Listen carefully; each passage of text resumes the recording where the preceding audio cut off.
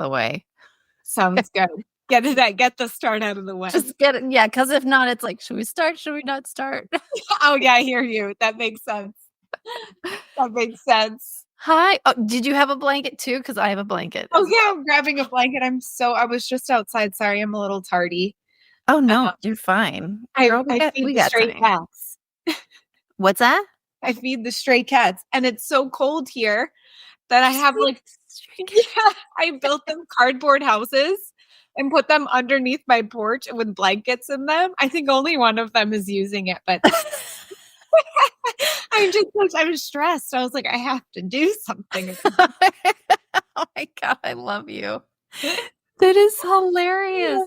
Yeah. I mean, it's like, obviously, helping animals in need is not a funny matter. It's very, honorable, but it's just hilarious because it's like, I shouldn't be surprised. I love that. I know. I love them. I don't have names for them yet, but that's coming up. That's awesome. I haven't wanted to get too attached, but obviously we're way past that. Way past that. Yeah, exactly. There's boxes, there's homes, there's food happening. How long have you been doing that for? Since like August. Yeah, I'm in it. You're committed. Yes. What happened? What is the story? Like, did you see cats? Did they like come up to you? So it's actually a very real story, like really interesting story. One day, this cat just shows up on our doorstep, and it turns out that the cat was a super cute little girl cat. Turns out that you could tell she was lost, like from a family, because she was right up at the door. She was like very cuddly and meowing, and she was obviously cute girl cat. The boy cats in the neighborhood were collecting, and they were also seeing that there was food on our porch. And so for like a week while this cat was sleeping in like a box on our like patio, until I told myself it's okay to take her to animal control and see if she has a chip. Right. The cat just kept coming around. Oh man. So they were just like always there, always kind of like chasing her, trying to like eat the food we had out and stuff. Yeah. But I took her to animal control. It turned out that she had a chip. Her family came and picked her up, which was like, great. Yes. And the cats have since stayed. So That's hilarious. Yeah. There was a smoking gun, and everyone just was like, yeah, this is where it's at, apparently. Exactly. Yeah. So there's two of them now. Unfortunately, one of them died. Oh. Edwin told me last weekend, and I couldn't get over it for like a while. Well, yeah, that's heartbreaking. Do you know what happened, or? He got sick. Someone was feeding like canned tuna outside, and we think there were like worms in it. Oh. He died. Oh, pobrecito. I know. Oh. I know. But so there's at least two that are out there. Okay. What I would do to have them in this house, like on my lap right now, they wouldn't do that. I wouldn't. That's so funny. I have a client who is like a stray cat like savant, and they're just like, they know how to. I mean, they're very much already cat people, but like specifically stray street cats, they like know how to talk their language, and has like adopted several over his lifetime, and just like they, like he doesn't do like, and you can tell he's a pro, because when you're a cat person, you like can't help but want like 20 cats, but he'll have like one or two at a time. Right. He'd always have like, kind of like a balance going. But every cat he's ever had was like a stray cat from the street first. Oh my gosh. Yeah. And he's like, oh yeah. He's like, he's like, I'm working on it. I'm working on one right now. Like I'm working on it, building the trust. That's exactly it. That's what he talks about. He just emphasizes like trust, consistency, and then eventually they're comfortable coming in. You still have to keep like door open, keep trust, keep consistency. And then eventually, there's just kind of like there's a relationship. Oh my gosh. Yeah. So I am you're like ready? both like I love that. I feel like that's so representative of a lot for me because Yeah. I like am so I mean, like even my cat runs away from me because I just like get in her face and I'm like, I just love you so much. Love you so Can you love me back? Can you cuddle me, please? And It's so funny. that's like hard and heavy, like how I just have gone for relationships in general. And It's like, so funny. and so to be with these cats and be like having to just put the food down and walk away and like actually get in the house and close the door, like that level of distance is like That's like I have to be really patient. it's work. Yes. Yeah. It's like, would you consider it healing? Or would you just consider it work? Because there's work that's healing for sure, but then there's like where it's just hard and it's like this is not like this is a job. Person. Like for me, it feels healing Okay. because I've been learning so much about like my attachment style and how my sort of avoidant attachment was formed. Like I'm very much in that place right now in my own work and even like the work that I'm doing with my clients. And so to see like or like to have that one cat that showed up at the house, I kept it in a box on our patio for a week because I was like, Really, don't leave me. I'm like, don't leave, but don't come too close. That's so funny. Don't take away my independence and my ability to function. That's so interesting. Yeah. So that was like a big awakening for me. So it's relevant. It could be I love it. it could be healing if you Conclusion, is very relevant. Yeah. Yeah. So it is healing for me because I'm like, I'm not getting the instant gratification from these cats. Right. But I am getting to see the reward of patience and consistency. Totally. What does your husband think about the whole thing? He thinks it's so funny. I mean, he loves it. He's like, I was trying to get out of the house for work and the cat just pops out looking at me, waiting for, and he's like, yeah. We have to go in and get the bag and bring it outside. And I'm like, you don't have to. And he's like, I was like, you're like, you don't have to. Yes. You kind of have to. He's in it. And then like just now, we got back from having breakfast together and the cat popped out and he was like, he's here. So he's in it now. I've fully recruited my fabulous.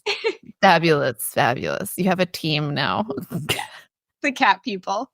The cat people. Isn't that what they say about cats too? They say dogs have owners, cats have staff. That is the best. It's so true. So true. Yeah. Oh my God, I love that. It's so like it's like grounding. It's like get off your pedestal. You're staff. You're staff for street cats and your own domesticated cat. Seriously, I feel like cats are so fascinating, and my husband was always a cat person. In Russia, they always had cats. Cats was the norm. So he loves cats. So he understands cats. But when he met my dog for the first time, like he just didn't understand like dog language, which is like very straightforward and very much like, I love you and like let me smell you. And oh my God, I'm obsessed with you. Which he thought was amazing because he was like, she loves me, like thinking that this was like some like, once in a million. Like not normal. Doesn't happen often. Yeah.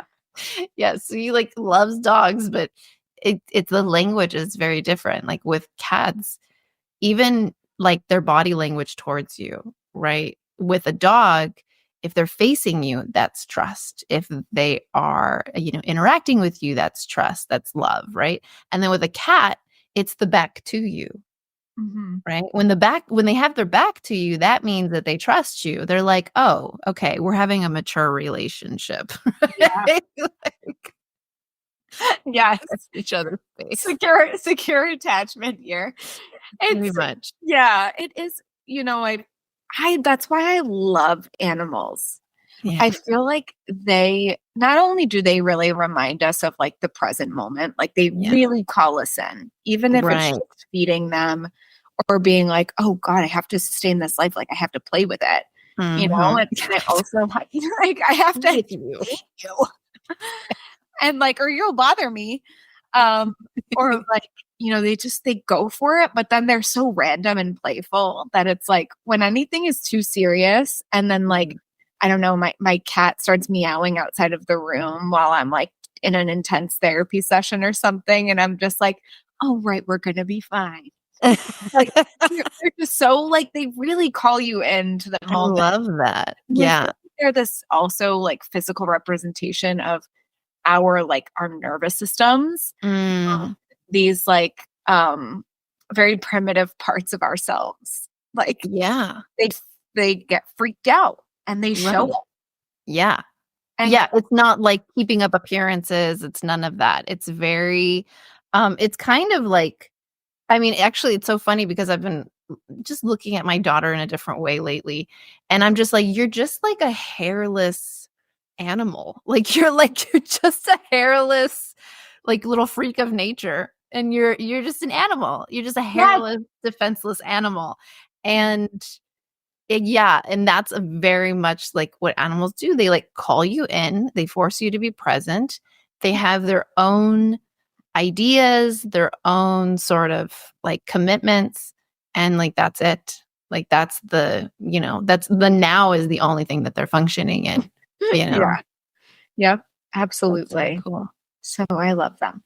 I love that. Well, congratulations. Thank you. I'm a cat mother of many. Proud of it. Just call me Catwoman. Yeah. Except I would be in like an all black like sweatpants outfits. Like can't rock the skin tight pleathers like that. My style. Yeah, no, fuzzies all day. Yeah. Fuzzy cozies all day. Yes. Amen. Oh, 100%. I love it. Okay, so I love all that. I'm not even going to cut that out. That's amazing. So we have like specific questions that I sent you that I really love, and they're super like deep and heavy, and we just can get straight into it. And then I have other questions that I just feel like I just want to ask you because I'm curious and because you're a therapist. Yeah. And I think that you're like, yeah. Long week. Yeah. You're like, I felt the weight of those words. Yeah. And then there's just so much that I think is to take into consideration of like what the experience of a therapist is, like the life experience and what that means, right? Taking on that mantle and, how it plays into your life. So just kind of knowing that, do you want to just jump in? Is that cool? Let's jump.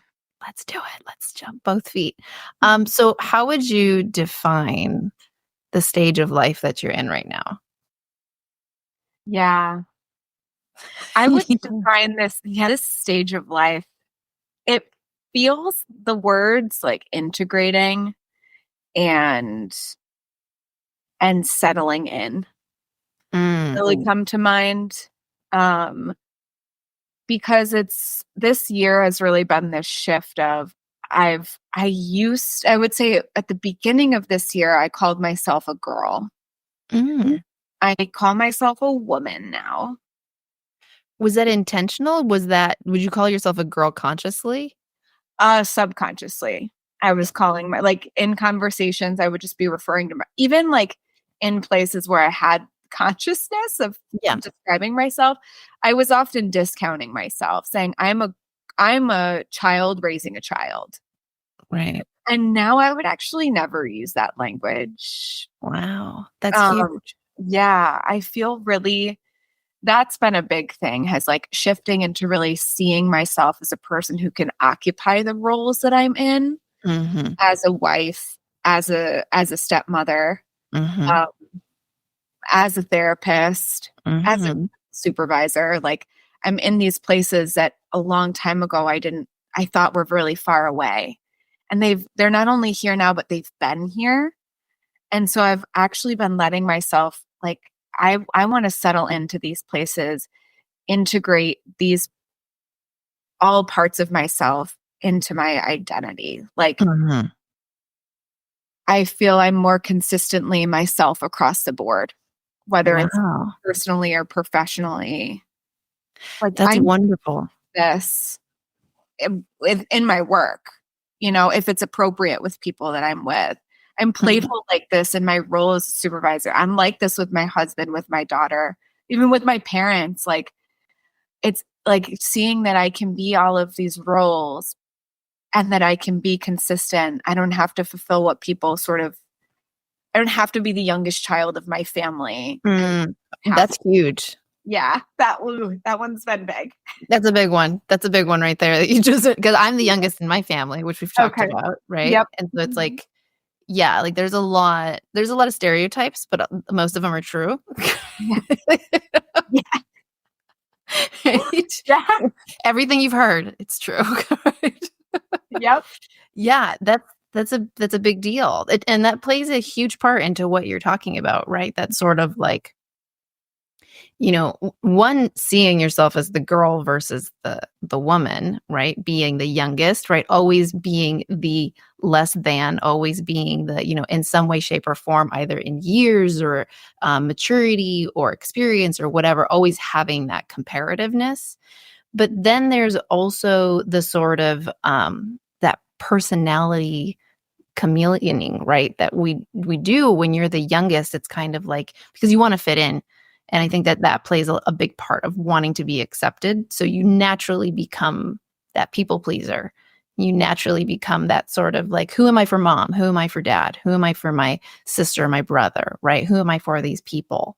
Instead of like just having that experience of there having been no one, and then being able to just kind of come into your own labels, come into your own what do you consider yourself instead of what other people consider you.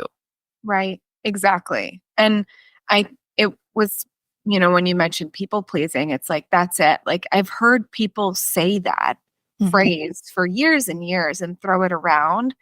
And in a way, I think I'd like historically had been able to say, like, yeah, I'm a people pleaser. But when I started some growth work this year and really understanding the depth of that pattern and how it's held me back, um it was a big change for me. Yeah. It was that was a protective like factor, like a sort of way of protecting myself growing up. Um and even protecting myself in social situations. And so being able to say, well, if I decide not to people please and come from a more self-validated place, will I still be accepted? Right. Which is frightening. It's very frightening. Yeah. Mhm. And there's a lot of nuance like in because like you said, right? People can say people pleasing. It's a very common sort of like thing and the traumas can be common to right being the youngest child. There's a lot of common, experience there, but the nuance is like where it's at. And like you said, Right. right, that diving deep, doing that work and actually being able to see those like neural pathways almost Exactly. and that decision making tree and how it's actually performing when you're making those choices. Am I going to people please or not? And like Yeah. what everything that kind of comes up. Yeah. Yeah. And I completely agree. That's where the integrating and settling in. That's why Mhm. that feels like it's the season, because I think I knew that I would be able to reach these maybe milestones and that I would be able to fill these roles. And I didn't know what it would look like for me to authentically fulfill those roles. I'm- So now that I see myself successfully being, I mean, I'm a human. Like, I make mistakes, but I'm also like, making mistakes makes me even more human. That means I fucking put myself out there to make Yeah. the mistake in the first place. So I'm like, that's been really special to me too. Is like, I don't have to be perfect. Right. And so it's just been like, yes, we and I are advancing in life. And I'm simultaneously like, oh, Oh, yeah. I love that. And I love how you like, yeah, I totally know that feeling when you're finally accepting mistakes as part of the journey and it doesn't like shame you yeah, anymore. It's that feeling of like, there's still be moments or events that have happened that you're kind of like, oh, cringe, but you're like so much more graceful in your love for yourself. You're like, yeah, that was stupid. And you can kind of bring yourself back maybe a little bit easier, but there's just that comfort level like, oh, right. Like mistakes have to happen. They're going to happen. That's like the only way that growing happens. Like that's the only right. way life happens. Exactly. And, I think previously I would make a mistake and I would be like, oh shit, they're going to realize I was a fraud. I'm Like, sorry. oh yeah, no worries. Hold on. The toddler, she's home. She was pukey last night. Okay, here. Mommy. Okay. It's my little hairless animal. Come on, Dad. It's a big house. Just take her upstairs. Do you ever feel like that when you're like parenting with your husband? You're just kind of like, work with me. Yes. And your co-parent, I know we're like going off a little bit on a tangent, but like, are you like three-way co-parenting? Is there like, Yeah. okay. Yeah. That's even So more exciting. together half the time.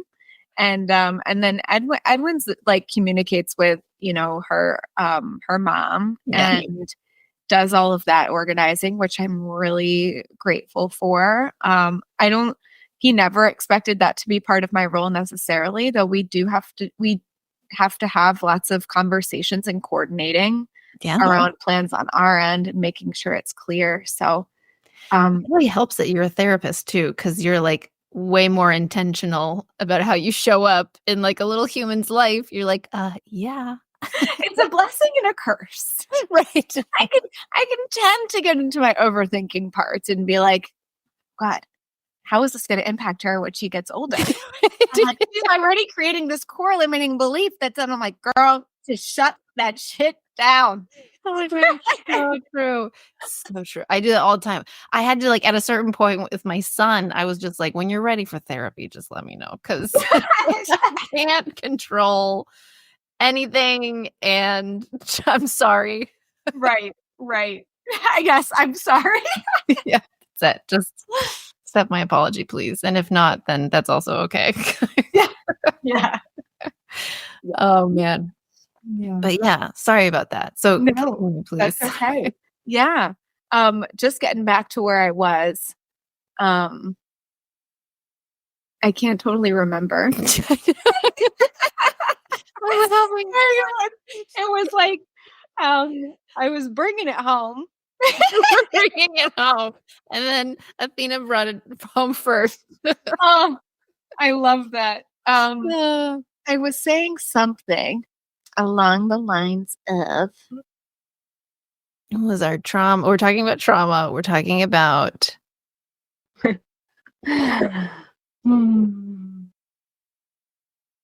what were we talking about? what were we talking about?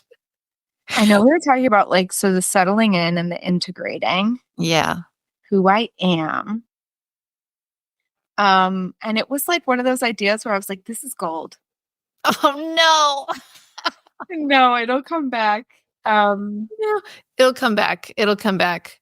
Yeah, integrating. Well, speaking of trauma, okay. Do you feel like you've healed from your trauma? Do you know what's so funny? Funny is maybe not the right word. I know, right? We love using that word. Like, Yeah. Funny is the best word to describe anything. Yeah. It's interesting because I'm reading this book right now. It's called Us by Terry Real. Oh. and he's a couples therapist, and I do couples work. Mhm. And he said in the book, I'm 30 minutes into listening to this, and I've had to listen to the first 30 minutes like twice already because it's very impactful that I'm Oh, like, I I love that. really want to be like soaking this in. But he said that trauma is re-experiencing.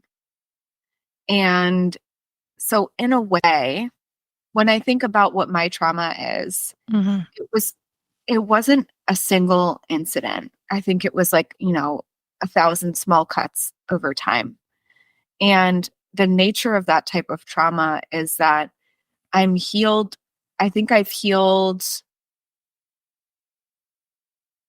blame that I put on myself, um, or some kind of responsibility I should have taken for something that I couldn't. I was a child. Mhm. I didn't know what to do. Mhm. Um, but so when I think about if trauma is re-experiencing, um, as opposed to kind of like a thought, then it does come out. Like it comes out in dynamics in my marriage. If I find myself getting sort of triggered by what I think my husband is saying to me, Mhm. um, or how I'm interpreting it, I know that's my trauma, just like making a little appearance, Mhm. being like, "Oh, hi, we're feeling really delicate right now." Like instead of hearing him and where he's coming from, Mhm. you're seeing this through a lens of like hurt small Hillary. Mhm. But I think just even my ability to catch that is my healing journey. Yes. Yeah. I always say that we don't necessarily heal from our trauma. We're just better at managing the triggers. Exactly. Yeah. And the way you described it is like perfect because I definitely, especially with relationships, I think that our intimate relationships are the ones that are going to be, I think, the most like the have the most potential real estate in terms of finding triggers and experiencing those what was it? Re-experiencing? What was Yeah, the word? trauma is re-experiencing it. Yeah, yeah, or the opportunities to re-experience, right? Mhm. Yeah. Exactly. And so I think by giving myself the chance to notice what's been traumatic, um, and that word itself even meaning something so different for different people. Um, I feel like my body has started to feel safer in different like my nervous system is starting to heal. Mhm. And also with that, probably is a term that goes with it. I'm not sure what it is, but as you find yourself safer, maybe like other memories or dreams Yeah. and things start bubbling up to the surface, right? Of like, hey, so you can like your subconscious is like, hey, consciousness, you can handle this right now. So I'm gonna sending it up. Setting it up. Um, Woohoo! and then all of a sudden you're like, oh shit, I just remembered that time Right. around like this thing and I hadn't really thought about it that way. And so that's where it sort of all gives way to a healing journey. Or so like when those sort of subconscious memories come up, I'm able to sort of like work through it, Mhm. create an understanding of it or integrate it into my like story, Mhm. either like in a healthier way or sort of like faster. I Mhm. hesitate to say that word, but like sort of there's more understanding around it faster as opposed to like this grappling. Yeah. That makes sense why I had a really unhealthy relationship with food that I'm continuing to heal, you know, Right. Right. or like why someone says something and I'm like, well, what about me? Right. That's where that comes from. Yeah, totally. So, Oh. um, I love that the openness of the journey. I think it can be really scary initially for our systems to be like, Mhm. there's no end date or there's no like prescribed time. Right.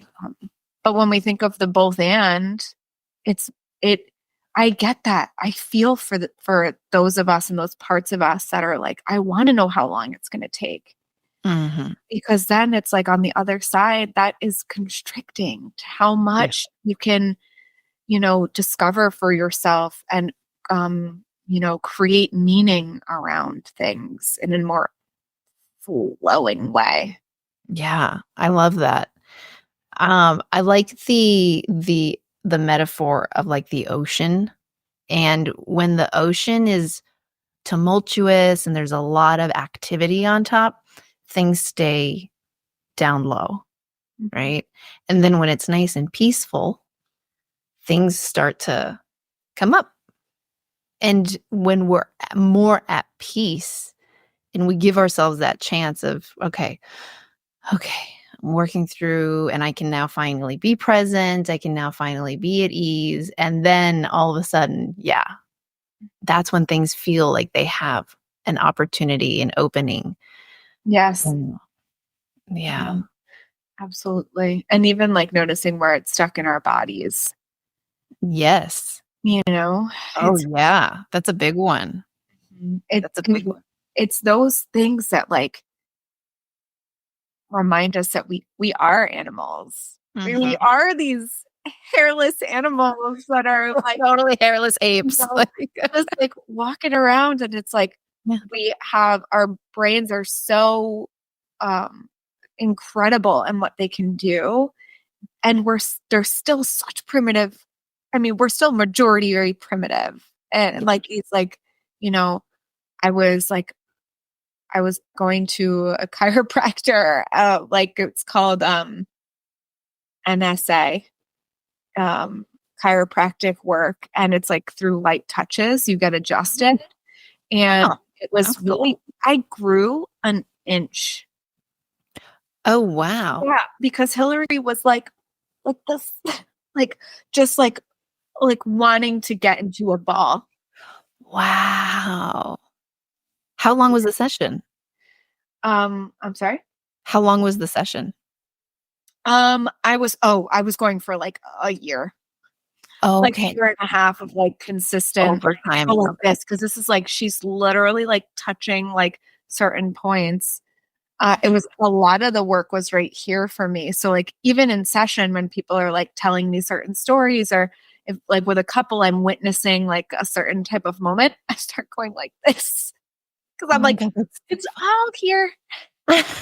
you can feel it.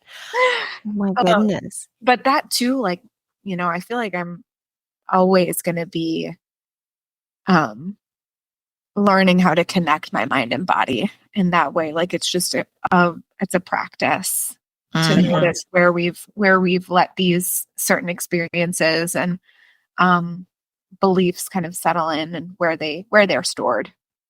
Totally, totally. There's a modality called recall therapy, Mhm. and it's all about how um, belief systems that are born out of conflict, right, or born out of trauma, how they're stored in specific parts of our body, down to if it's sciatica, if you hurt your wrist, if it's glaucoma, that it's all connected to a particular set of belief systems. That it's ultimately, neurological conflict that's Yeah. being deposited because your brain is like, I can't deal with this right now. So we're just going to tuck it away in storage. Yeah.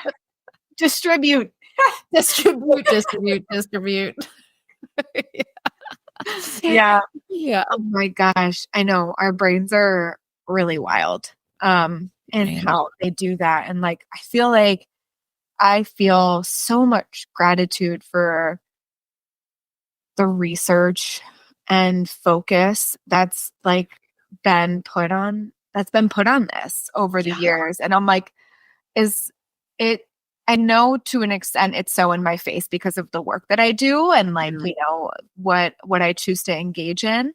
Mhm. However, I do wonder for folks who aren't, involved in this realm, if they still see how much that type of research is growing, because it is like, I mean, we've been walking this earth for so long, And It's we are so just long. we're just starting to be able to get into some of this stuff that's really revolutionary for us. And it can be a lot, A like, lot yeah. in a lifetime, to kind of be learning all of this. Like, I like to find the harmony between learning, integrating, and like living.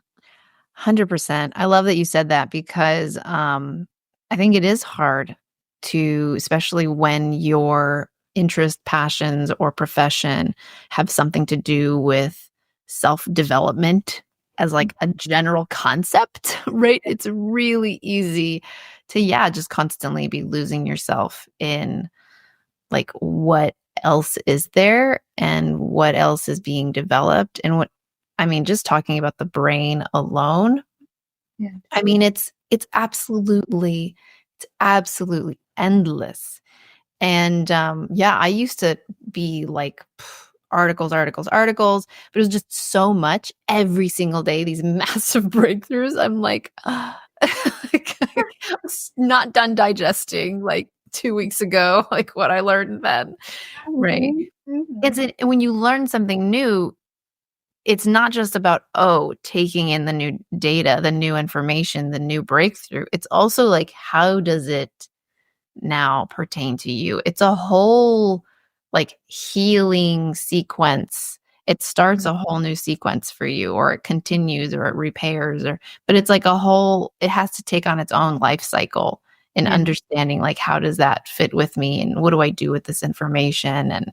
And what am I going to do moving forward with this information? Yes, absolutely. And I actually, my husband said something to me once that totally changed how I thought about consuming like nonfiction books, like sort of the traditional like self-help books. Right. Right. It was like, I don't he was reading one about money. And I think it was a Tony Robbins book about money. But anyway, he was like, I'm not letting myself read the next chapter until I apply what I read. At first I was like, yeah, good idea. And then I was like, oh my gosh. I was like, that's amazing. I was like, let me give credit where credit's due. I was like, thank you, sir. Like, that felt like such a relief for me to Yeah. hear. It's like, I don't have to keep chomping, like just pushing down all this Consuming. information Yeah. and Totally. consuming. I'm like, I can just be with what's in front of me. Mhm. Like, I have learned about my processing. I do need time to sort of let things download and settle, Yeah. digest. And Mhm. so the way that I've even started reading books, or like started, the way that I read books now feels very different. It's a slower pace. I'm doing what works for me. I'm doing audio and visual at the same time at moments to just get that connection. Mhm. We all learn in such different ways too. Yeah. Um, but I just remember feeling so overwhelmed by all of it. I was like, I started getting into a loop of I'm not doing life right. Right. Yeah. You start creating a grading system. What do I know? What do I not know? What am I applying? What haven't I been applying? Yeah. So that was a lot. So I've been really grateful for that, and I quite often even reflect this to my clients. Like, Mhm. sometimes I like to give folks things to reflect on or even do between sessions, and there will be times where I'm like, and we consumed Thanksgiving dinner amounts of insights today. So we're gonna leave, like how do we feel about just digesting and integrating, but before that, like, we see each other next. Yeah. And I've actually felt people have almost like an exhale, right? Right. I love that. Yeah. They're Yeah. like, yeah, absolutely. It's like we could have people like, working. But it's like, if we're not giving ourselves the chance to just be like, what does this mean in the scope of my life? Then this Mm, is this isn't going to be sustainable. no. Yeah. I love that. Can I also just say, like, I really appreciate you saying that because I kind of have a low key, like, book addiction. Do you? I do. And session begins now. What books? What kinds of books? Girl, oh my God. If I play this game with myself, sometimes I'm like, if somebody could see what's on my bookshelf, like what could they deduce about me? Oh, that's a really fun game. I do like when you go to people's houses, I'm always like, Right? Totally. So like, well, like just what's on my desk right now. I'll show you what's on my desk, actually. And it will bring up kind of my something else that I wanted to say, which is like balancing fiction with nonfiction. Right? I'm like, I was always consuming nonfiction, nonfiction, nonfiction, nonfiction. And then I was going through like a ton of stuff in my life physically that was just like upheaval, upheaval, upheaval. I was exhausted all the time. So I couldn't even like be present to be productive, to be, and then I was just like consuming stories. Like I just wanted like, it's like basically like Netflix or like Game of Thrones or whatever, but then like reading, like being able to do that in reading form. Yep. So Agreed. even though I said that, everything I'm about to show you is nonfiction.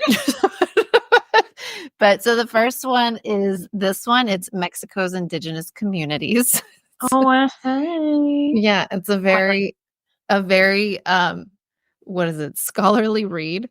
I'd say that's probably someone on someone's like textbook required reading list. Right, exactly. It's not like a easy, I don't know.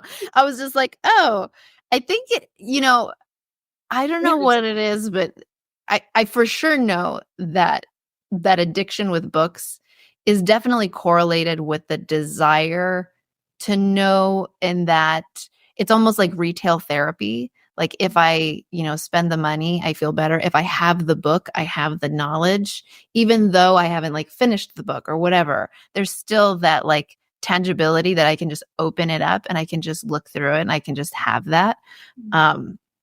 So apparently my soul animal, my spirit animal is dragon, which is hilarious because when I was looking up what it meant, one of them is like, they like to hoard knowledge. There's nothing more like, they probably hoard like books. And I was like, oh my God, that's so true. I'm such a book hoarder. This is really cool. You would probably love this one. It's called Braiding Sweetgrass. Oh. Yeah, and it's actually indigenous wisdom, scientific knowledge, and the teaching of plants. And it's like this beautiful, I mean, let me tell you, I read the first 2 pages, which were like just the intro or whatever, and I just could not stop bawling. It was the most unexpected healing, like cataclysm that happened just reading. It's basically this woman who she's a horticulturalist, or she's like but she's also like a scholar, she's also a professor, and she, so she's living in a lot of worlds, but she also was going through the process of her own rediscovering of her indigenous roots and things that she had learned, and then going even deeper and learning more about the culture. So it's just like this beautiful integration through storytelling, and storytelling that's like almost, it's like, talking about braiding sweetgrass, talking about like that relationship, but also what does sweetgrass mean, and where does it come from, and what's the history, and how was it applied, and everything, but also that relationship that's created even when like daughters are braiding their or mothers are braiding their daughter's hair, right? It's just like this beautiful, it's just I'm almost getting emotional right now even talking about it because it's so good. So good. Must read. That's amazing. I feel like my husband would really enjoy that because his grandmother would do like I guess like curings, like she would cure like evil eye. Yeah, like curandera. Yes. Yeah. So and then his like, yes, his mom started doing it too. I love it. Yeah, and so he really inspires me in that area too. Like we've been talking, I feel like part of what you and I first were really connecting about was generational trauma and like the depth of that and past life and just thinking about I know those are very different things, but there's just so much knowledge in There's like these. they're the same things and they also very much overlap. Right, right. And So so we've been yeah, talking. they can be spoken of in the same for sure context. But yeah. Yeah, it's been really um yeah, Oh, I love that. powerful. Yeah, yeah. I highly, highly recommend that.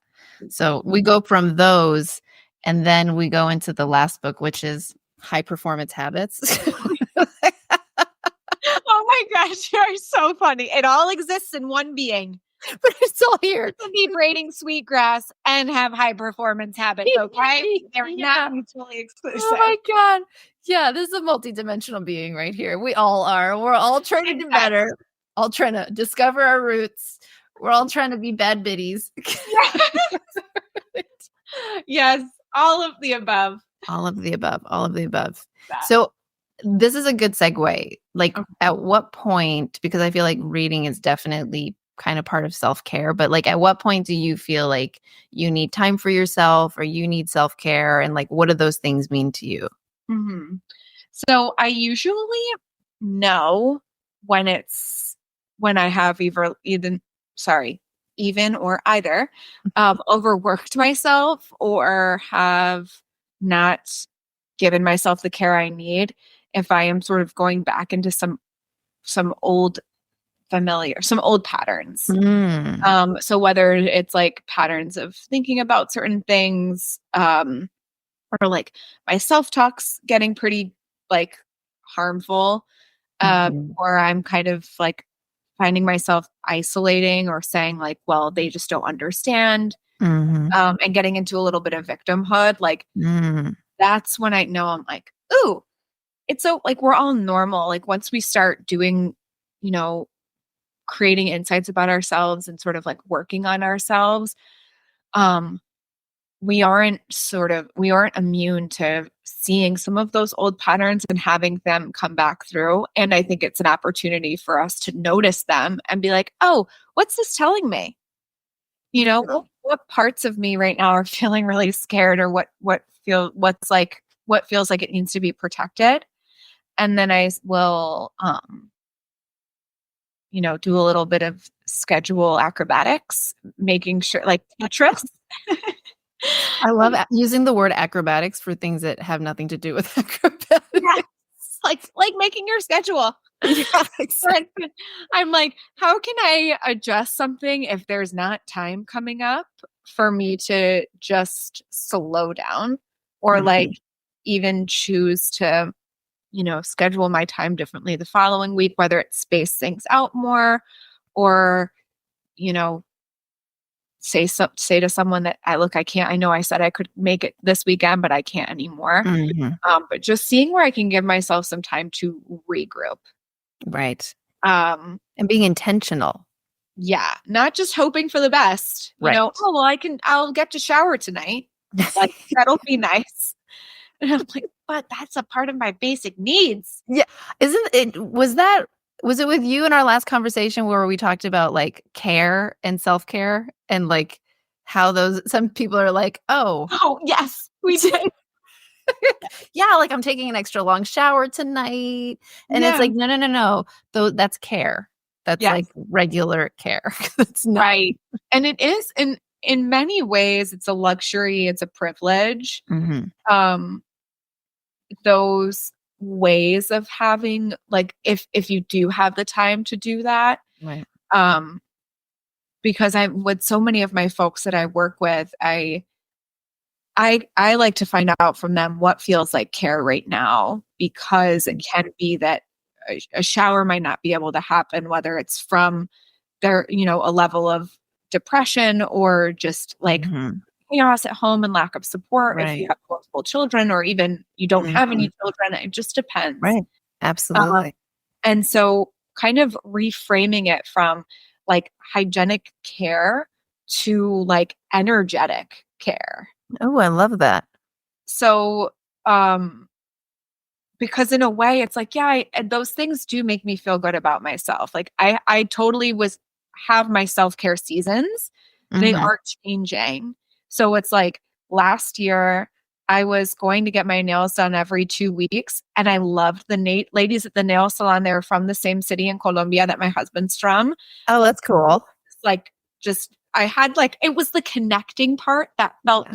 so nourishing for me. Oh my god, yeah. I, like, can feel I'm, like, getting chills. I, like, love that. Yeah, and so it's, like, noticing that there were totally multiple things present there, and, like, Yeah, being able to go, I would go get blowouts, and I'm like, I loved getting my hair done, but it was also, like, the physical touch and, like, the time set aside and the, totally. like, slow pace of not having to rush anywhere afterwards. Mhm. And I'm like, there were so much more than just the act of, like, looking a certain way. So Absolutely. I've taken those pieces and been like, this energetic care, like, might be baking banana bread.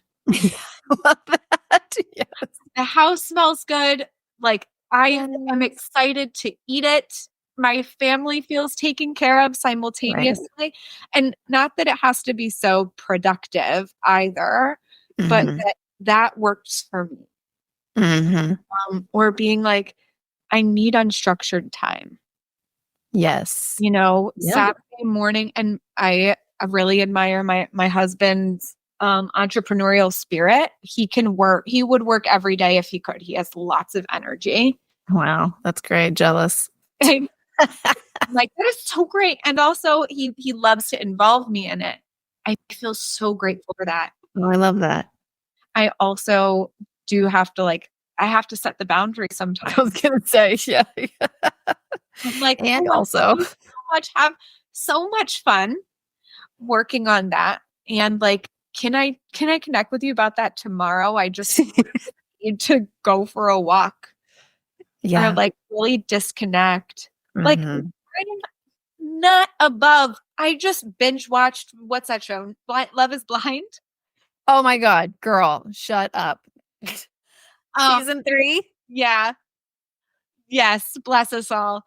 Oh my god, I so much. it's So that's the stressful, whole but I mean, in a way, to be able to, like, be able to watch something and, like, kind of watch experiences that people are having, or just, like, watch it yeah, and not have to do anything about it. it's so nice. It is, it It's so is. nice. It's really good because then with that, in the same light, it's I'm watching this show, I'm laughing or crying, I'm Yeah. engaged, and it's just, like, slowing down. Yeah, and it's non-committal. Exactly. Yeah, my Exactly. husband's like I mean, he loves watching that stuff with me too, for sure, but Yeah. he's like he's like, "Wow, babe, like, you really love Love Is Blind, you really love these kind of shows." I'm like, "I just think it's so fascinating to watch people, and, like, it's just so non-committal. It's so Right. non-committal, and they're just there authentically." And honestly, I really commend Love Is Blind producers because they're very keen on having, like, it being an experiment and not framing it as like, "Hey, we wanna get everybody married," or like, "Hey, this is a marriage show," or whatever. It's like, "This is an experiment, and we Right. just wanna see if it worked. We wanna see what happens," right? And they're very obviously, there's certain things that they're obviously, like, creating boundaries on, but, like, for the most part, you're seeing, like, a very real experience for these people, Yes, yes. and that's great because it's like, for people who for, like, us who love, like, how the brain works and in these weird situations, and you're like, "Yeah, like, what would that do? And who are these people? And does that work? And this is my prediction." And then you just get to see in the end without having to be committed or Mhm. involved. It's Yeah, like, yeah, it's yes. very Well, freeing. and the vulnerability level of it, that, say you're have I mean, not that these shows are for you to get relationship advice, but I think for just, like, a Right. common, like, person to hear someone else say, "Here's how I feel about my body," or "Here's what I've experienced about past relationships," like, it Mhm. can be this sort of common humanity thing that Yeah. does really support people, which I do like. It can be stressful, similarly, like, I do know when I have to turn it off. Oh, yeah, Um, same. because I'm That's like, why I can't watch horror movies, because I'm like, I can't. I'm too stressed out. I can't. There's too much anxiety. I'll read the spoilers. I'll read what happens. yes, yes. And then like you're so I watched Love is Blind Brazil and Love is Blind Japan. Oh, I I have not. absolutely loved it. Yeah, it was Really? a culture like just getting to I mean, I totally thought that I could speak Japanese and Portuguese after watching them because I'm such like I just wish I could speak 5 languages. But I'm like, what? And I'm like, wow, the dynamics are really different. They're really interesting. Like, Yeah. getting to see how marriage is framed in different cultures or like even just Mhm. people's like style of dress is like, Right. I'm not going to be able to get on a plane and go to Brazil or go to Japan Yeah. anytime soon, but like I could get a glimpse into, their culture around love from the show. So that is something I thoroughly enjoy. Queer Eye has a Germany season. They have a Brazil Oh, season, and it's like so wholesome. Like it feels you know what's funny? Queer Eye actually goes to the extreme other end for me, where it's just like I need to be so emotionally available. really. Yes, because especially like the recent Queer Eyes, they're just so heart touching and they're They are. so heartfelt. And I'm just like, I don't have the emotional energy for this. I feel you. I feel you. Yeah, Well, because I'm a and wreck. I'm all in. I'm just like, oh God. Yeah. yeah, I totally get that, which is why like you just reminded me that I have nap movies, like a movie I have to put on or that I like to put on when I just want to like lie on the couch, and it's usually a Disney Pixar. Amen, girl. I'm so with you. People talk about how annoying it is that their kids watch the same shows all over again. I'm like, I love it. I've watched Coco maybe 30 times. Like Oh my that God. is my well, and now with Encanto also, like Girl. I'm just like, oh, I know. And you who has like you've got a lot of connection. You feel really connected to the Latino culture. So it is very wholesome. It feels really endearing and you get to like have these stories and you get to have these experiences that you just like so resonate with on some level that you can't even understand, but you're just like, oh, yeah. yeah.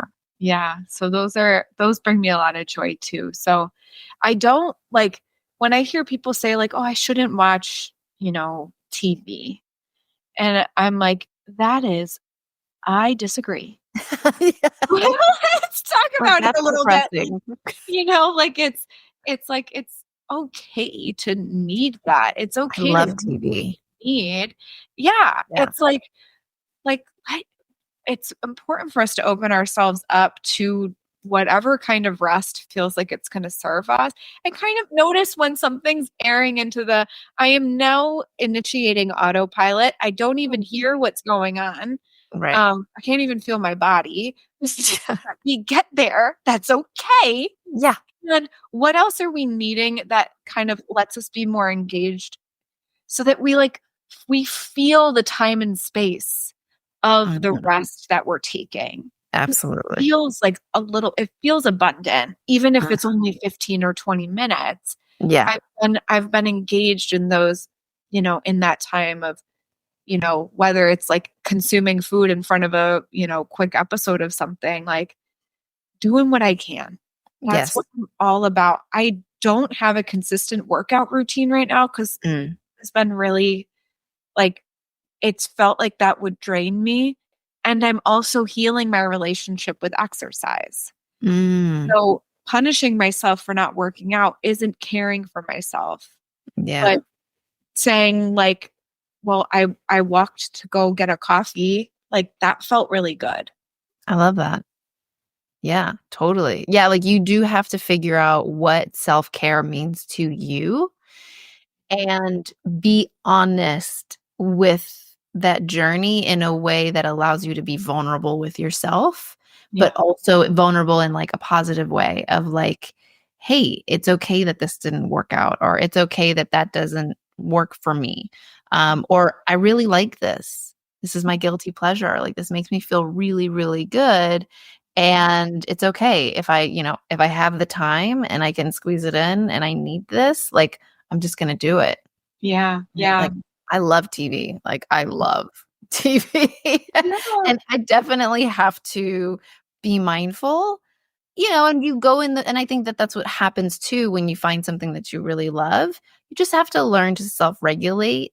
And that's just, I feel like, part of adulting, part of self-awareness, part of self-discovery is just like figuring out how to not become an addict, basically. Yeah. Yeah.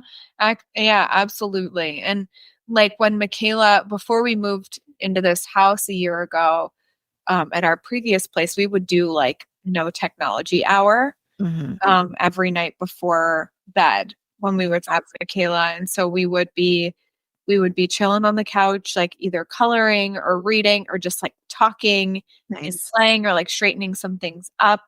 But because it's like, this is possible. We can like, let's loop our people in. We don't have to be completely alone in order to recharge.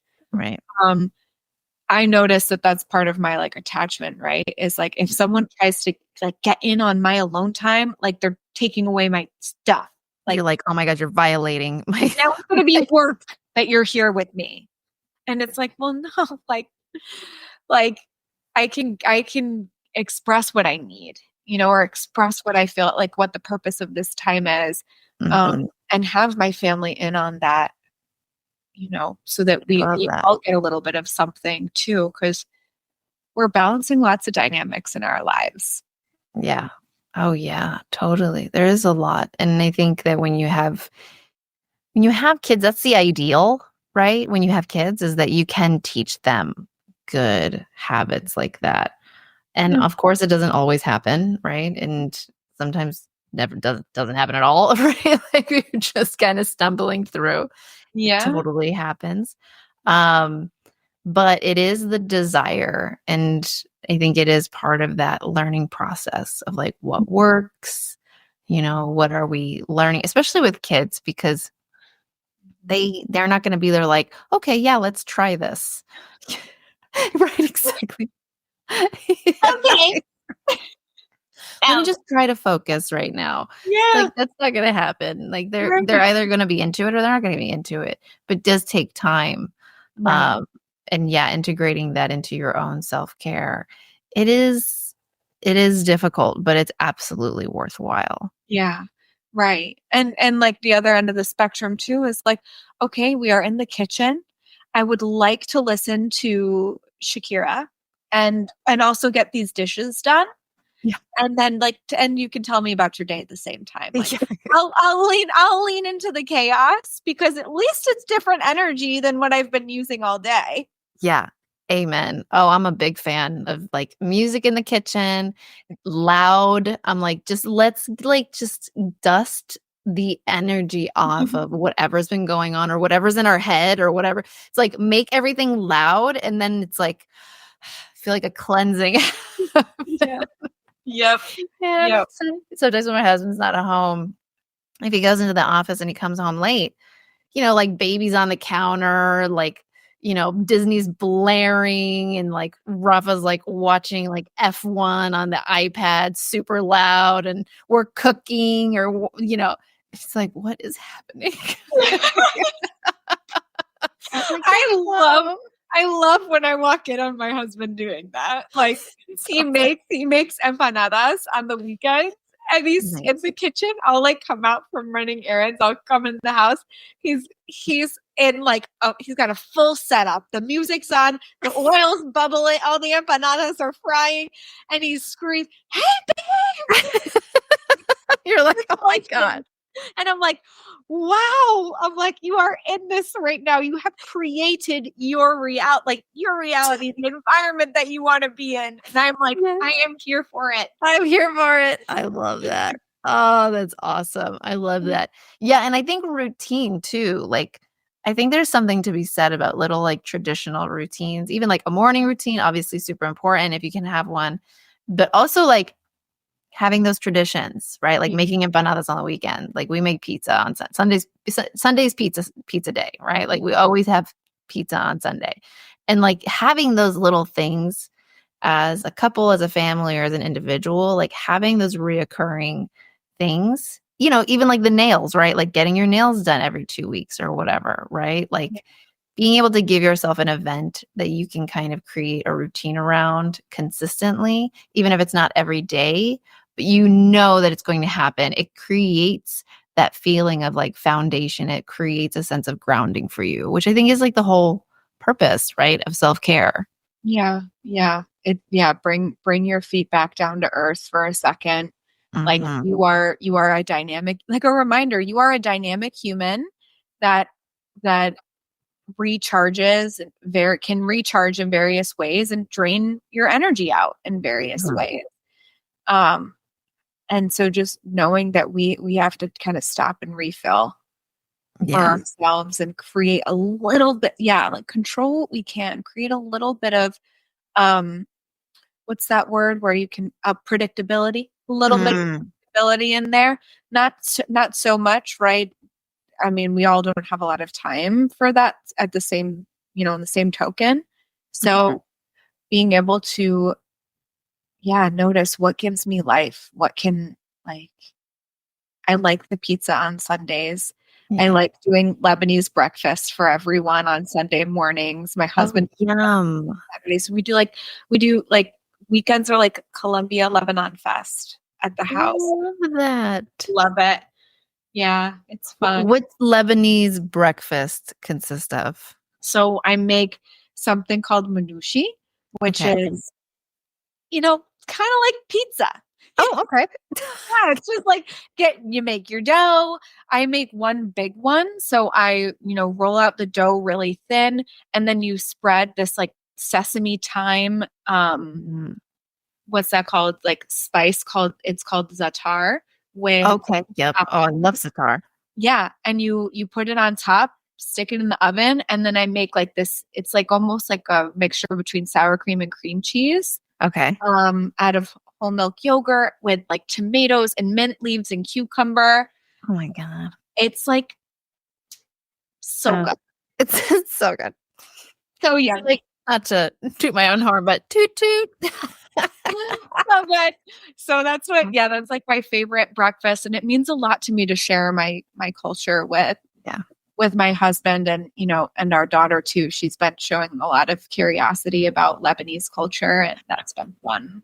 I love that. That's awesome. I mean, with my kids, I feel like it's definitely, that's a whole experience with children and culture. And at what point do you teach them about culture actively versus passively versus, there's a lot of things there. And then if you're someone who perhaps didn't have a lot of that maybe growing up yourself, you're also kind of rediscovering, which is kind of my boat. Like my dad wouldn't even say he was Mexican growing up.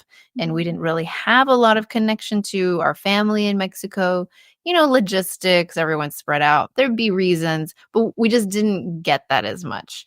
And now in my adulthood, I'm like, really embracing and just bringing that back into the fold of my life, and it's like, but now, okay, how do I do this with my kids? How do I make sure that they know, like, either where they come from or just like the culture itself, or, right, like, how do we integrate in meaningful ways, right? Like, I love the food, right? It's Yeah.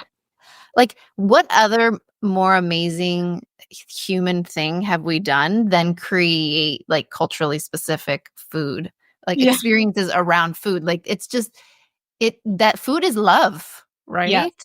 Ugh, yeah, Yeah. Absolutely. yeah. So it's definitely I feel like it's such a wonderful journey to be able, it's such a privilege to be able to go on when you have knowledge and you get to figure out, and you have these little humans around you that are kind of like coming into the fold as well. And it's like, Yeah. oh, Yeah. I agree. I love that. I love that. Yeah. So, I'm going to switch out of the heavy questions. Okay, Paul. Sounds good. Even though we kind of sprinkled in a lot of fun, but like, intentionally speaking. I'm curious, like, what do you think it's like being married to a therapist?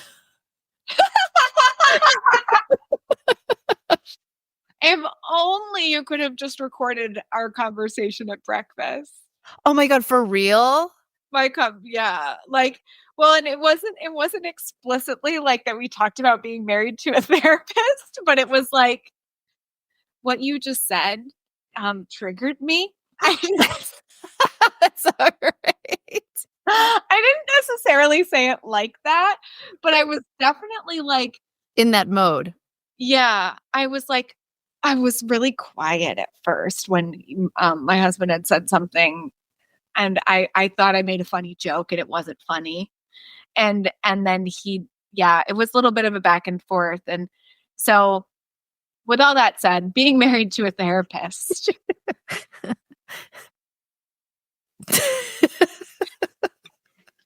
I'm a fun therapist. I think that's I and then I feel sentimental, when I think about it too, because I feel a lot of gratitude um for the way that my husband celebrates my achievements, and things that have kind of been like expected as a part of my journey are something that he really values as exceptional. Mhm. And That's he's helped me really celebrate that, which I really like. And it's honestly, it,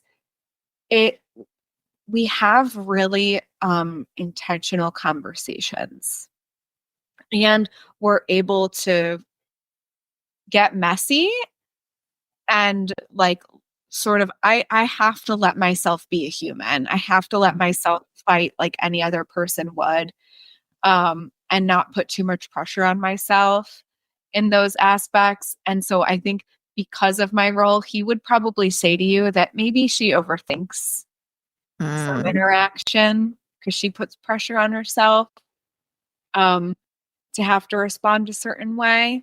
Mhm. And I think he would say that he feels really supported emotionally because of his emotional journey.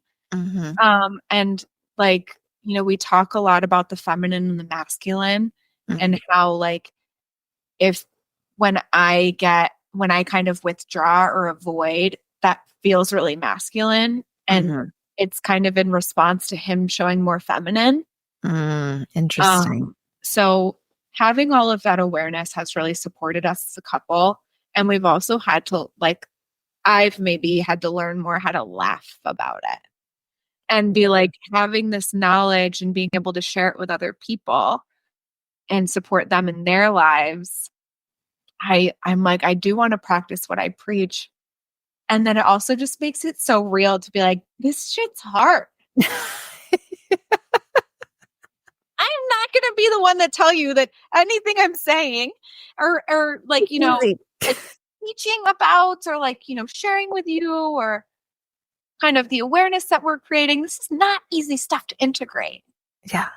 But he would maybe tell you too that he feels in I feel weird saying this, but I'm going to say it because at the tip of my tongue, he feels intimidated sometimes Yeah. because he's like, you know things that I don't.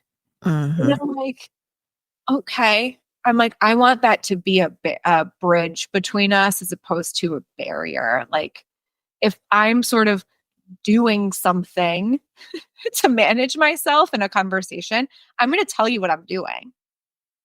Um, Yeah. and so it is this journey still, though. Like I said to him the other day, he called me, he's doing a lot of work around his personal trauma, generational trauma, and he's Wonderful. experienced a lot of loss. And so he has some really tough days. And I had to say to him, like, I'm really scared right now to therapize this conversation. Like, I want you to know I hear you. I love you. Please, like, tell me how you're feeling. And also, I'm just afraid if I start asking you questions, I'm going to turn into a therapist. Right. So I'm still kind of learning about that balance for myself. Yeah. Um, and it's interesting. And then I'm Yeah. also like, well, it's okay for me to ask my husband like how it feels. Or, it's okay for me to ask him like, how do you like how is that impacting stuff right now? Like I hear Mhm. you've been really sad and like what's that impacting? Like kind of find the strength in it. Yeah. It's so interesting. I definitely have similar experiences, like, with my husband, and I feel like, you know, maybe the benefit of not being, like, a certified therapist and having, like, these years of, of work and that responsibility and that process, right? I don't have that. I just know the fact that I am already naturally that way. But when you go through that sort of indoctrination through like an educational system, you start to define a personality almost around it, or you self perceive it as a separate personality. Yeah.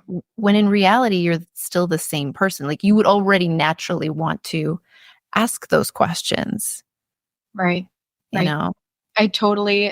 Yes. I've always like been a confidant to my friends, Right. even when I was younger and have always had this I've been grateful about these parts of myself and my personality that have made me strong in my profession and I appreciate that reminder too. Yeah. Yeah. I'm, like, getting emotional for you, like, so I'm like and I know that sometimes we do talk about that in our conversation as well as, like, that journey for you of, like, accepting, like, all parts of yourself, which is really, like, where we started out in this conversation in terms of, like, that integration, Yeah. right? And just being like, "Yeah, like, I already am who I am." Yeah. Yeah. I'm laughing because I'm pretty sure you prefaced this question as like a lighter question. I know, right? And I I'm thought about that too, I was like, like, "I you love know, how we just did that." I know. I'm like, well, and that even goes to like that's a part of me too. Is like I can totally have lightness and laughter. I think Yeah. I've kind of been witnessing in this conversation that I'm very much mix them. Yeah. Like I will make something funny like deeper, and I will make something deeper like funny, Yeah. and What just up? kind of Yeah. mix those.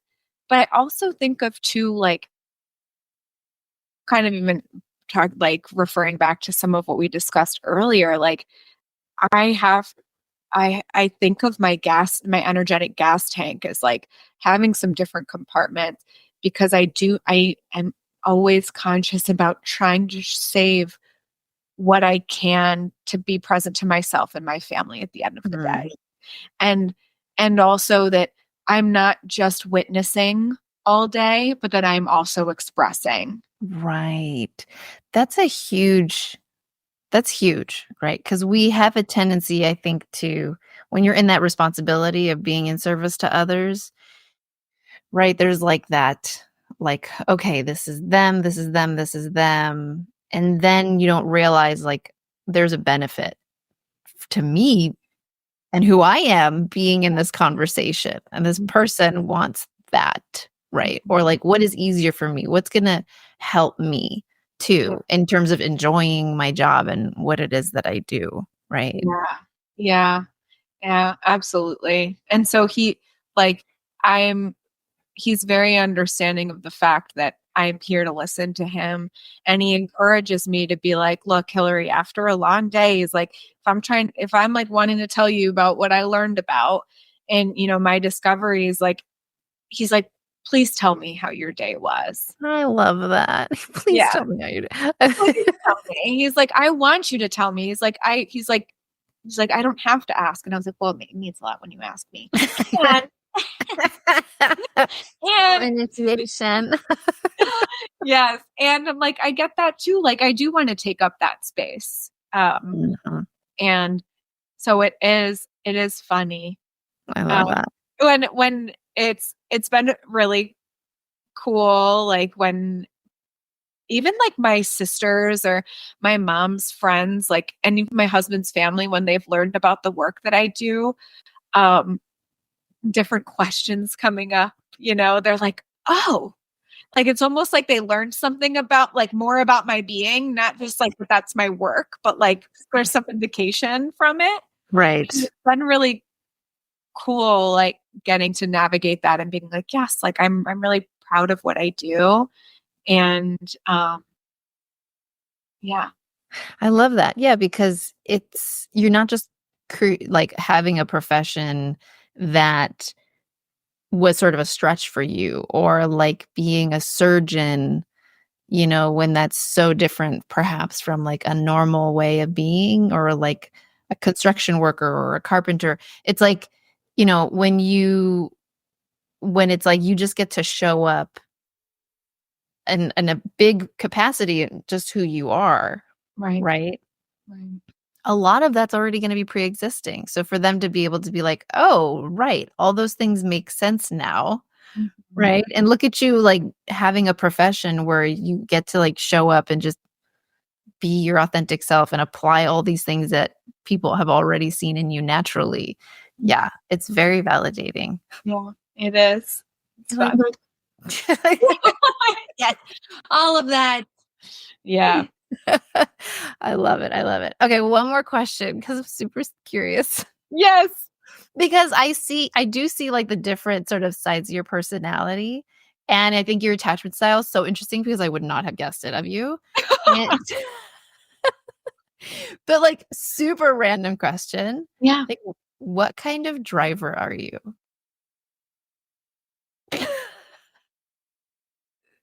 So you thought this whole conversation was vulnerable, but then you give me, I'm like, this is vulnerable. I don't know. Oh, really? You think this is vulnerable? Oh my God, I'm so excited. Oh, that's so funny because it's like, those are like the little things. I mean, okay, what kind of driver am I? Oh, Okay. I don't think First of all, driving in Chicago, one of our friends described it as like Mario Kart, like it's aggressive. So there's like little me. I'm a little bit of a passive driver, but I do get angry. Okay. So you're like an angry passive driver. Yeah. Okay. So you're not like outwardly aggressive, or, you're very much like being safe, passive. I'd rather you just, but you're also like visibly angry. Yeah. I'm like, go ahead, bitch, get in front of me. I love that. Vaya con Dios, hijo de puta. Yeah. Like you'll be fine. Like I'll just get real close. It's definitely like that. But then, and I'm also very gracious though. Like I give lots of waves when someone lets me go. Oh yeah, I'm big on that too. I'm a big traffic chatter. So like if my window's down, like I'll just chat with people. Oh my God, that's so funny. I love that. I used to have so actually this will help kind of round out me. Yeah. My first car was a Volkswagen Beetle convertible, and it was white. Oh my God, I love you. Oh my God, that's awesome. Was it like one of the new ones, or no? It was like a 2008 or something. Oh like, my God. one. Yeah, so like imagine like driving around, like little me driving around Chicago, blasting reggaeton in a Beetle convertible, and like all the waves, all the bitches, like just saying like I love that so much. It's like, hey, yeah. And then Michaela was like, she was really young too when I had it. And she would just, when I would pick her up from school in the car and we would be like dancing and singing in the car, she just loved it so much. So I call like our cars also symbolic. I do this all the time, but like cars are like our little pods. Like they're like we are all in our little world, like on the road.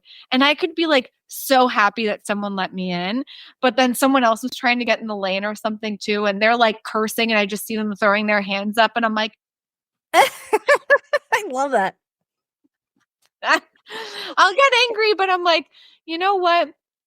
I mean, I'm like, what can I do? Right. So you have this. I feel like you have a healthy spectrum. Thank you. Yeah. I'm like, I get like if I'm rushing somewhere and something happens because I'm rushing, it's never worth it. Right. Oh, 100%. Yeah. 100%. So I'm a pretty safe driver, but then on those road trips, like we're road tripping to Connecticut next week or Thanksgiving, Oh, I fun. drive almost the whole way. I got Edwin as my co-pilot. And if Nice. you just like if I got my music or an audiobook on, I'm hitting 80, 85 the whole way there. Oh, yeah, girl. I'm the same way. I'm like, I'll drive. I'll drive. I'll drive. Yeah. So I do really like driving. And when I get stressed out, I just like it's like a release, right? I'm like, Yeah. this isn't personal, but you're a bitch. Yeah. It isn't personal, but you're being a really terrible human right now. Yeah. And I'll fight you in my mind. Yes, exactly. Because I'm not a big fighter. You're like, namaste. Yeah. And namaste. Yeah, exactly. So that's me. That's what kind I of driver love are you? that. What kind of driver am I? Yeah. I'm a very annoying, I think, nice driver. To the point where like other people will get mad for me if they're driving with me. And I think I'm overly practical, and I'm sure I'm absolutely overcompensating for something. Like I'm just trying to not be a terrible human being, I think. But I'm literally like my level of road rage will literally be like, what are you doing, buddy? Like what are you doing? Oh my gosh, I'm Like, buddy, you know, like I know, you know, and I look, it's funny because my husband would be like, what is this idiot doing or something? I'm like, babe. And he goes, they're being an idiot. Like, that's so wholesome. yeah. I'm just like, oh, it just like bothers me. I feel like you dig deeper. It's not coming from some like truly meaningful, good place. It's literally overcompensating for like so much. Yes. But I'm definitely more of a passive driver. I get really nervous if people beep at me, but I'm very like self-correcting. I'm very like finding the balance constantly. Mhm. But for sure, if people are being like crazy, I'll be like, oh my God, what the hell? But here's the thing. So I used to live in Boston, and yeah, so I know how to like turn the switch, like the big electric panel that's like, "Boom." I know how to turn it all the way on. And there was one time, semi new to LA area, we're in Santa Monica, and I picked up my son. And whenever there's like this weird kind of intersection, everyone's really close, only a couple lanes per road. And I'm kind of stuck in the middle, and there's nothing I could really do. And I did everything right that I could have done. Is just one of those things where there was a backup, and but I wasn't technically in anybody's way. Right. There's this Mercedes, and I'm in like this ratty ass little Toyota, and there's this Mercedes who's trying to get in, and I'm like, dude, like there's a ton of us like waiting to get in. He's beeping at me, and I'm like, is he beeping at me? Like that's crazy. I'm like 2 cars away from him, basically. But and I see him roll down his window, and he's like, "Learn to drive, you fucking bitch!" And my kid's in the back seat, and I'm like, roll down my window, and I was like, fuck you fucking douchebag. I went off on this guy. And then I look over like immediately to my parallel, and there's this woman with her teenage daughter, and they're just like, and I'm like, hi. And I looked at the guy, and he was like frightened. And I was like, Good, you should be. Don't dish it out if you can't take it, buddy. I just put on like Boston Polar, and that's my alter ego. So that's the big reveal, is that I have an alter ego named Boston Polar. Everyone who's gone drinking with me knows Boston Polar. My husband knows Boston Polar. Anytime something happens, he's like, oh, did we just see Boston Polar come out a little bit? That's awesome. Ooh, Oh, yeah. tengo que conocer a esa Pilar. I love that. Know her. Yeah. She's a crazy bad biddy, and she will go off, and she will have fun, and she's like the Aries fire on like absolute 10. And it just but yeah, so that's like I can turn it on if someone's being aggressive to me. I have like that. I'm like, oh, you have no idea who you're fucking with. Other than that, I'm like, dude, you're just being a bad driver or like whatever. Yes. I hear you. Yeah. my So yeah, that's probably why. Cause I'm like, it's either 10 or nothing. Mhm. Mhm. I feel So you. yeah, Oh, that's so funny. I love this. I feel like we've learned so much about each other. I know. I More learned considering so how much much we about already know. I know. Just a little bit more. Just a little more. We're just digging even deeper. I love it. I love it. Thank you so much, Hillary, for doing this. This was so fun. And For asking. do you have like a website or something that people can like find you at? Yeah, they do. Yeah. Okay, good. Balancepsychotherapy.com. Okay, we're gonna have that in the description. Okay. Anybody wants to check you out because Yeah. you're lovely, and I feel like anybody who gets to have you, witness them it's an absolute blessing. And you're just so, yeah, you're awesome. I love you. You're awesome. I love you too. No. Mwah. All right. Well, I'll talk to you later. Thank you, everybody who watched, who listened. Make sure to subscribe, hit the like button, whatever it is, wherever you're watching this, listening to this. Thank you so much for joining us. As always, it is my belief that none of us are boring, that we have all messed up, that we've all done interesting things, that we are all low-key inspiring someone. And at the end of the day, that there is so much more to celebrate in our commonality than defining ourselves by our differences. So remember, you are amazing. You are awesome. You are already perfect. And you got this. We got this. Got this. Mwah. All right. Love you. I'll talk to you later. Bye, everybody.